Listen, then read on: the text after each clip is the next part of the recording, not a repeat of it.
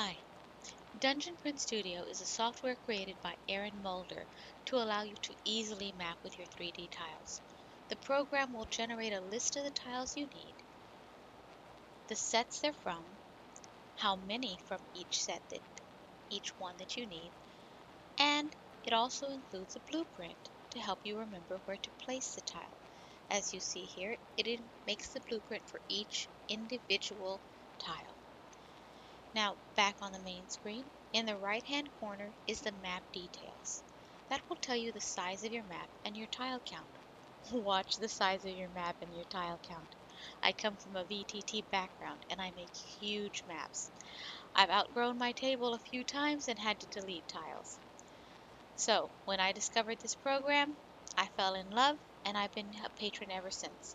I've included a link to DPS and Aaron's Patreon page in the description box, so sign in or sign on and follow me along.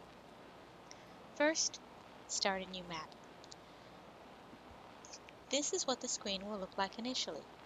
You aren't limited to this size grid. The grid will automatically expand as you lay down tiles. You can rotate the grid by left-clicking on the white area and then holding down the left-click button and panning your mouse around.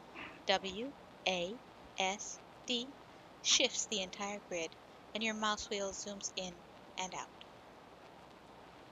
Now, on the left-hand side, you'll see the menu with the sets. You can browse by category or by creator. If you're new to 3D terrain or just starting to look into it, I can tell you that creator absolutely does matter, as the clips to attach the tiles are different. But if you love the tiles from multiple creators, there are clip adapters. The link is under miscellaneous. Dungeon Print Studio does not sell any 3D files. All sales of files come from their creator. However, as a patron, you will get a file of tiles for free released each month from one of the community creators. So, tip number 1, name the map.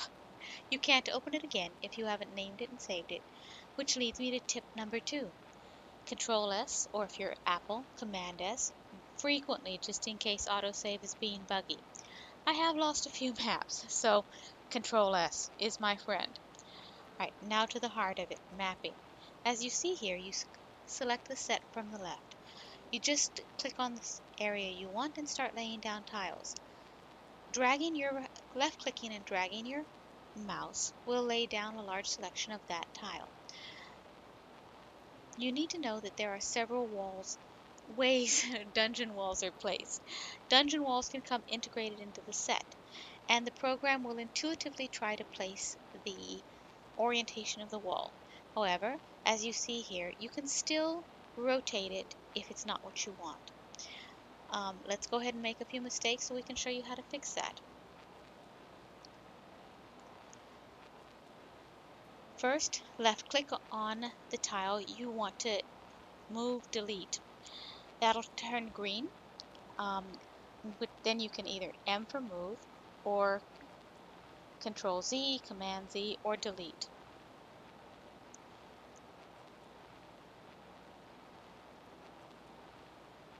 Sometimes when you're too close to the leading edge, you aren't able to lay down a tile, so just zoom out or rotate the map. Problem solved. You can choose a different tile simply by selecting another, or hit escape if you want to deselect the tile completely, which I've done here which I will do when I want to closely examine the entire map and I don't want to accidentally lay down a tile. So, now let's go ahead and show you the clip-on walls, which leads me to tip number 3. Sometimes you know what you want, but you don't know what set it's in. Control F or Command F finds an item or a set. If you do want the entire set, you can click on set, which is right next to find the item, but I do recommend that you go ahead and go under find item first, as the search menu for set is very picky.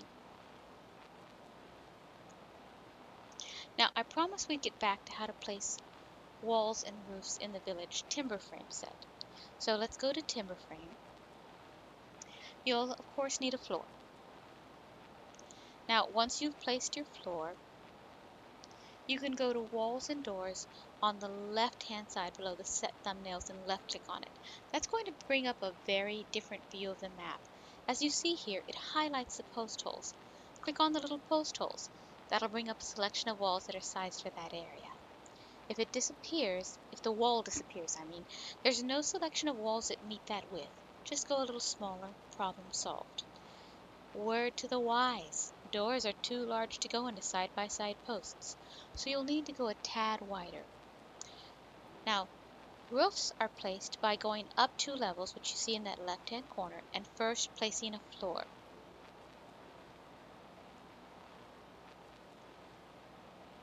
Then, once you've placed the floor, you'll need to choose rafters. You see here I've already chosen the rafters and placed them. And then I've chosen the roof. And as you see, the roof's attached to that little purple square. So you cannot place a roof until you've placed rafters. Now you'll notice that my roof is misaligned from my walls. I can fix that by going to and toggling small tile in the bottom left-hand corner when I'm in the set. But it slows down my computer quite a bit. So for the sake of time here, we're just going to let it be for the moment. Keep my OCD away from it. All right, so now furnishings and dressings, otherwise known as scatter. They must be placed on an existing tile. You'll see that they disappear when I'm not over an actual tile. Some of them, like the fire, does have alignment menus, but even when you've chosen an alignment, you can still L and R or zoom your mouse wheel around to turn it. One of my favorite pieces of scatter is that dragon sarcophagus, so I just had to show it off.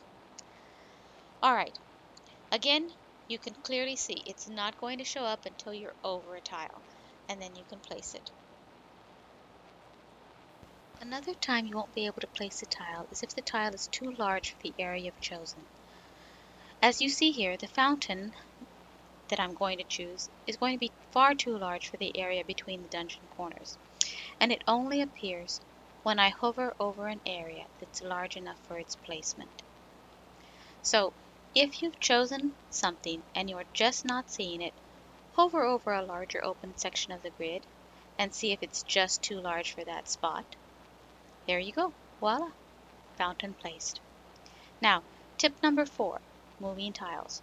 Moving tiles can act as if you have that tile chosen, and start placing it down. So just hover over it, click, hit M, and you can move the tile and lay down more. That's it for this tutorial. Thank you for your time. Moving tiles can act as if you have that tile chosen and start laying it down, which I find I love, as it means I don't have to go back to that set. You can also do that by using the recent tiles on the